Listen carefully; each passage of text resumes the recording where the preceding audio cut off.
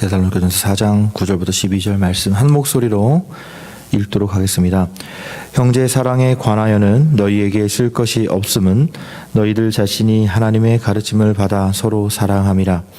너희가 온 마게도냐 모든 형제에 대하여 과연 이것을 행하도다. 형제들아 권하노니 더욱 그렇게 행하고 또 너에게 명한 것 같이 조용히 자기 일을 하고 너희 손으로 일하기를 힘쓰라. 이는 외인에 대하여 단정히 행하고 또한 아무 궁핍함이 없게 하려 함이라. 아멘. 오늘 우리가 읽은 본문 말씀의 이 첫 문장의 첫 글자는요, 필라델피아라는 말로 시작합니다. 이 필라델피아라는 그 말은 원래 뜻이 형제 사랑입니다. 우리가 흔히 부르는 이 미국에 있는 도시 중에 하나가 필라델피아죠. 그리고 요한계시록을 보면 소아시아에 있는 교회 중에 하나의 그 지명 이름이 필라델피아 교회가 있습니다. 같은 명칭입니다. 이 단어는요, 사랑이라는 그 필레오라는 그 사랑 그 단어하고요, 형제라는 아델포스라는 단어가 합쳐져서 이 필라델피아라는 말이 만들어졌습니다.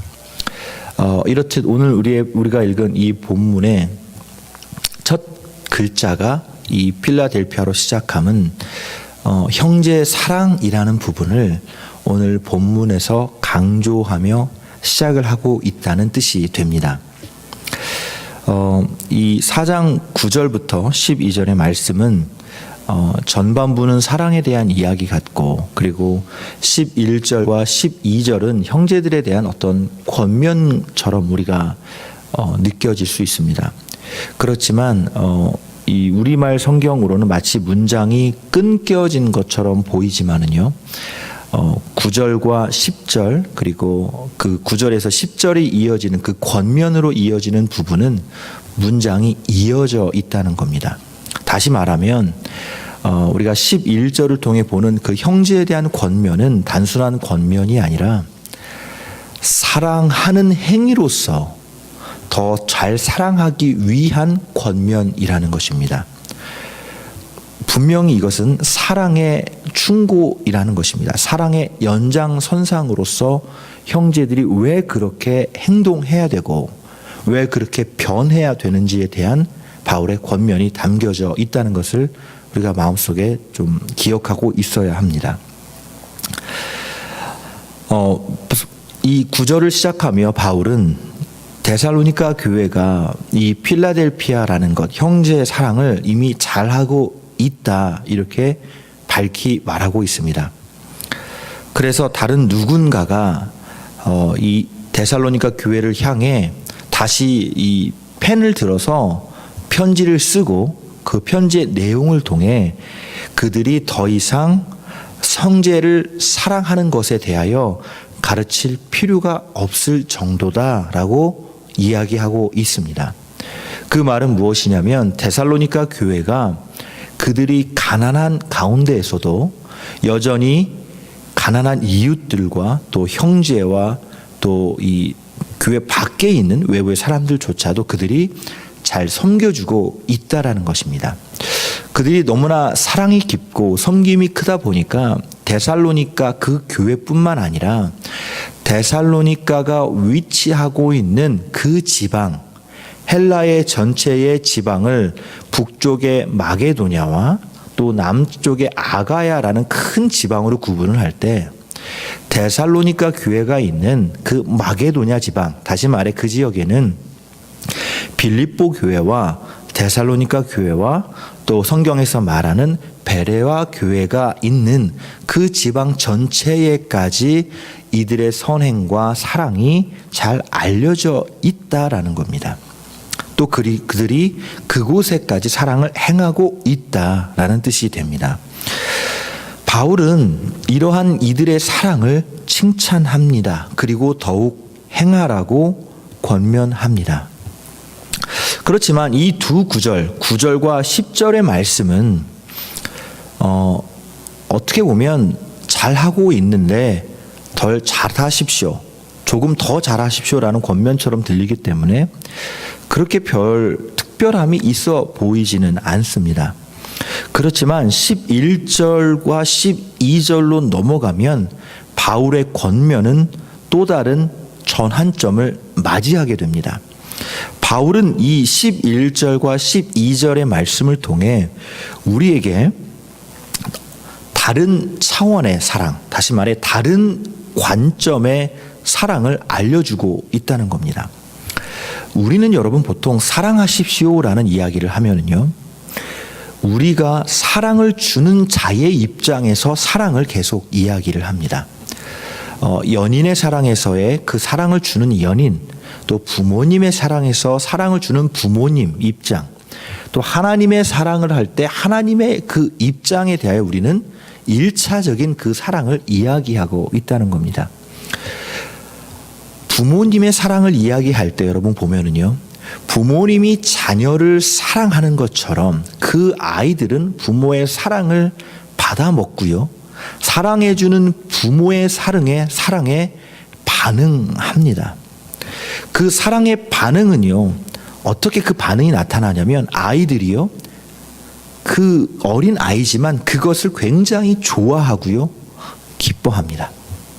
그리고 그들의 반응의 궁극은 무엇이냐면 아이들이 부모의 사랑을 받고 반사해주는, 반응해주는 사랑이라는 겁니다. 사랑을 받는 자, 그 받는 자가 반응하여 보여주는 그 사랑, 바로 바울은 그것을 11절과 12절에서 명확히 보여주고 있습니다. 우리가 주는 자의 입장의 사랑이라면요, 우리 그리스도인들은 우리가 흔히 그렇게들 배워요. 우리는 어떠한 대가도 바라지 않고 우리의 온 마음을 다하여 사랑을 주어야 한다. 이게 우리가 많이 배우는 내용이죠. 그리고 우리가 실천하고 있는 내용입니다. 그렇게 우리는 그 사랑의 결과가 어떻든지 간에 우리는 우리의 본분을 다한 것으로 우리는 만족하고 있다는 거예요. 그러나 바울은 한 단계 나아간 사랑도 우리가 개발해야 된다, 알아야 된다 권면합니다. 반응하는 사랑이 그것이라고 말씀드렸는데요. 사랑을 받는 자는 감사합니다. 그리고 기뻐합니다. 그리고 궁극적으로 사랑을 받은 사람은 그 반응으로서의 또 다른 사랑을 준 사람에게 나타내 보여야 됩니다. 조금 전에 설명했듯이 이미 데살로니가 성도들은요, 사랑으로 넘치는 자들이었습니다. 경제적으로 어려움을 겪고 있는 자들을 자기들이 어려워도요, 충분히 돕고 있었어요. 다시 말해 온 헬라 땅과 또 유대 땅에 이르기까지 그들은 그들의 본이 되는 신앙이 소문이 날 정도였습니다. 그렇지만 바울이 염려하는 바는 따로 있었어요. 바로 그 사랑을 받는 자들의 모습입니다. 사랑의 반응을 보여야 될 그 사람들의 모습이라는 겁니다. 오직 받기만 하고요, 주는 자들이 너무나 힘써서 주고 그들의 온 힘과 마음과 물질과 재산을 다하여 주는 그 주는 자들의 섬김, 그들의 마음을 헤아리지 못함이라는 거예요. 바울은 데살로니가 교회 같은 이런 귀한 공동체가 사랑의 이름으로 이용당하고요, 그리고 결국 그들이 모든 것을 다 내어놓아 고갈당하는 것을 원하지 않았습니다. 그래서 바울은요, 이렇게 말합니다. 지금까지 사랑을 받은 자들, 구제를 받는 그 대상들, 섬김을 받는 그들 권면합니다. 그들을 향한 사랑의 메시지를 전합니다. 만약 그들이 사랑을 받고 구제를 받는 그들이 능력이 있다면, 일을 할 수 있다면 일을 하라는 겁니다. 생계를 꾸릴 만한 정말 불가피한 사정이 생겨서 생계를 꾸릴 수 없는 일이 아니라면 일을 하라는 겁니다. 그래야만 그들이 일을 그렇게 할 수 있는 사람들이 일을 해야만 돕는 자들, 섬기는 자들에게 반응하여 사랑하는 행위로서 그들이 응답하는 것이라는 겁니다. 그렇게 해야만 도울 마음이 있는 자들의 큰 부담을 그들이 덜어줄 수 있는 사랑의 행위라는 겁니다. 물론 바울의 가르침은 여러분 우리가 알아야 될 건 뭐냐면요, 임금을 못 받고 아니면 실업수당을 받아야 되거나 아니면 복지기금으로 살아가야 되는 그런 사람들을 향하여 하는 말이 절대 아니에요. 정말 이런 사람들은 정말 자신의 노력과는 별개예요. 아무리 노력한다고 하고 능력이 있다고 해도 환경적으로요, 아니면 그 경기 불황으로요, 아니면 직업을 잃는 그런 여러 가지 상황 때문에요, 불가피한 가난을 겪는 그런 자들이에요. 실업 문제 때문에 일어나는 그런 사람들을 향하여 바울이 비판하는 것이 아니에요. 이런 자들을 돕는 것은 오히려 바울이 생각할 때 너무나 당연한 거예요. 이런 사람은 구제가 필요해요. 같은 맥락에서 우리가 보자면 바울이 비판하고 있는 사람은 누구냐면요, 실업 자체가 아니에요. 실업자 자체가 아니라는 거예요. 바울이 비판하는 것은 바로 게으른 자들이에요. 무슨 말씀인지 아시겠어요? 불가피하게 직업을 가지지 못하는 그 자들을 향하여 비난하는 게 아니라 일을 할 수도 있는데 게을러 그들이 일하지 않는 그들, 바로 바울은 그들을 비난하고 있는 거예요. 그들은 일자리가 있지만 일하기를 원하지 않아요. 그래서요, 교회가 어쩔 수 없이 그들을 구제하게 만들어요. 노력할 수 있는데도 그들이 뼈를 깎고 감당할 수 있는 그 부분이 있는데도 하지 않는 거예요.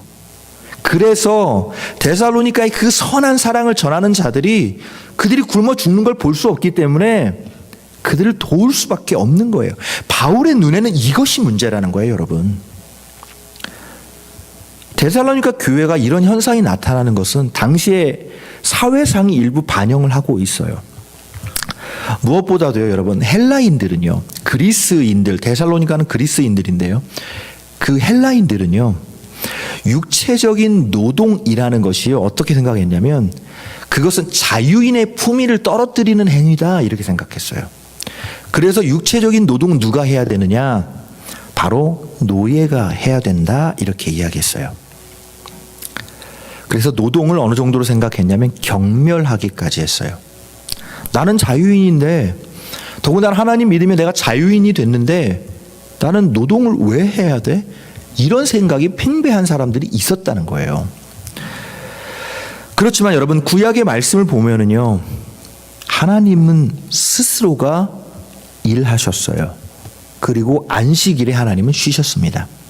마찬가지로 유대인들은 여러분, 그들이 부자이건 가난한 자이건 상관없이요, 노동의 가치를 부모가 그의 자녀들에게 가르치셨어요.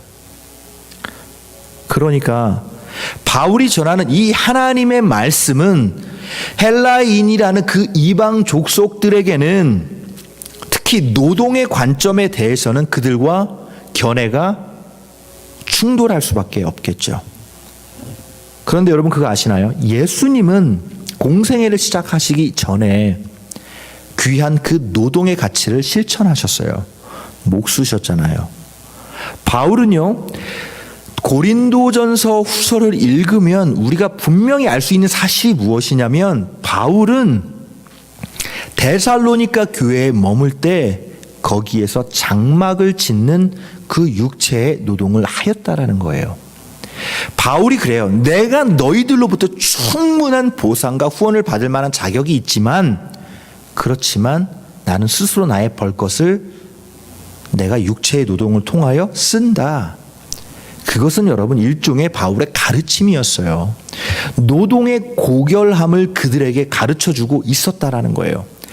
사랑을 자기는 충분히 섬김과 구제와 사랑을 받을 만한 충분한 자격이 있는 자이지만, 그렇지만 나 또한 돕는 자들의 그 사랑에 반응하겠다라는 거예요.